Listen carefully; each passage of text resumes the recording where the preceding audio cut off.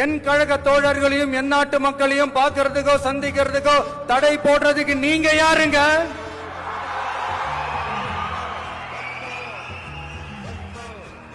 தடையை மீறிய மக்களை பார்க்கணும்னு முடிவு பண்ணிட்டா போயே தீருவேன். சட்டத்தை மதிக்கணும்ன்ற ஒரே காரணத்துக்காக தான் அமைதியா இருக்கிறேன். நேத்து வந்தவெல்லாம் முதலமைச்சர் ஆகணும்னு கனவு காண்றான்னு சொல்றீங்க. அது நடக்கவே நடக்காதுன்னு சொல்றீங்க.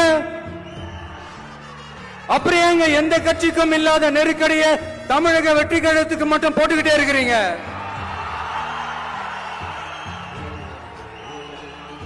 அணை போட்டு ஆத்த வேண்டும்னா தடுக்கலாம், காத்த தடுக்க முடியாது. அதையும் மீறி தடுக்கணும்னு நினைச்சீங்கன்னா சாதாரணமா இருக்கிற காத்து சூறாவளியா மாறும். ஏன் சக்தி மிக்க